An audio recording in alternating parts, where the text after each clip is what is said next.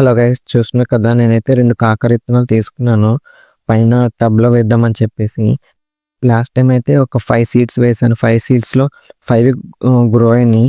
కాకపోతే అన్నీ ఒకే టబ్‌లో ఉండడం వల్ల అసలకవి వేర్లన్నీ పాకిపోవడం వల్ల ఏది ఒక్క చెట్టు కూడా పైకి రాలేదు.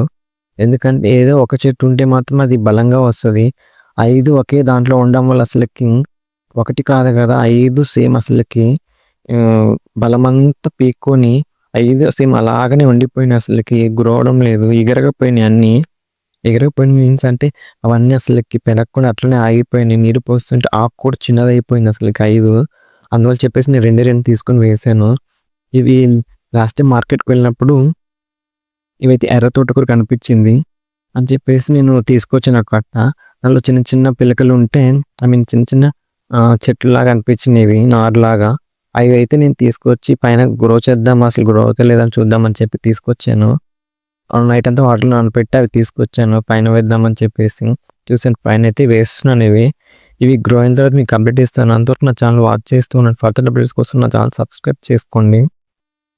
చూడండి మట్టి అయితే వర్షం వల్ల కొంచెం అయితే బిగుసుకుపోయింది. బాగా మెత్తగా తడిగా ఉంది.